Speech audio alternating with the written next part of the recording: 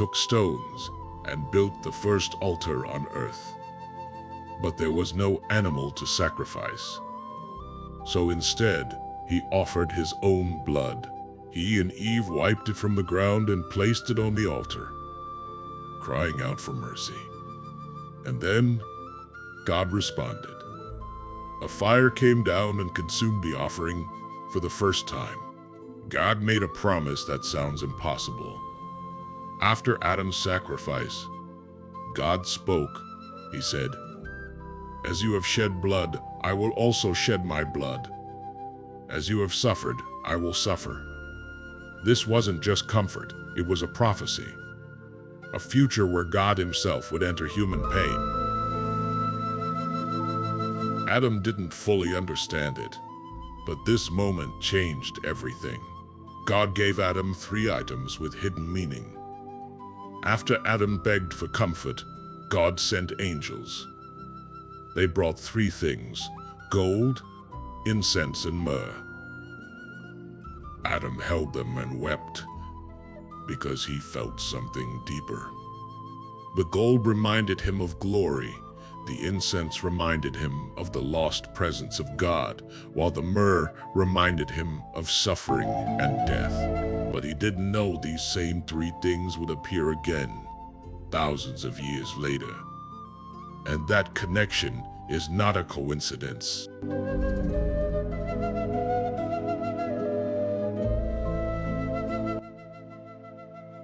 The place God told Adam to live terrified him. Every time Adam returned to the cave, fear came back. He called it a prison. Dark, tight. He compared it to Eden and broke down. What is this darkness compared to the light we lost? Adam cried out, "Where are you?" And Eve answered, "I am here in the darkness, sitting next to you." And what came next tested them even more. Adam's body began to change. He felt the thirst for the first time. But when he saw water, he refused to drink it. He told Eve, "If we drink this, then our suffering will only grow." Because in Eden they didn't need water. Now, their bodies were becoming human, weak, dependent, and Adam feared. This was just the beginning. But what happened next? Eve did something most people don't talk about. When Adam collapsed, Eve thought he was dead, and she cried out to God, "I caused this. I brought him from light. I am the reason we are here." She didn't defend herself. She didn't argue. She took the blame. And then she said something shocking. "If he dies, take my life too." But God's response changed everything. "You chose this by your own will." But then he said something deeper. "I did not create you to destroy you." Even after sin, even after rebellion, God didn't end their lives.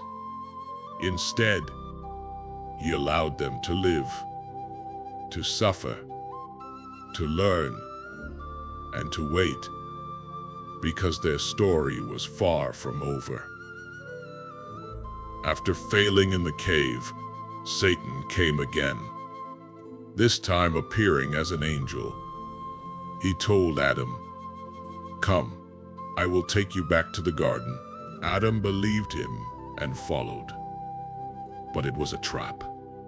Satan led him to a high mountain, higher than anything Adam had ever seen. His plan: to throw Adam down and erase humanity. But just before it happened, God intervened, and Satan was forced to flee. He knew Adam's weakness, not hunger, not fear, but desire, the desire to go back. And that's what made the trap work.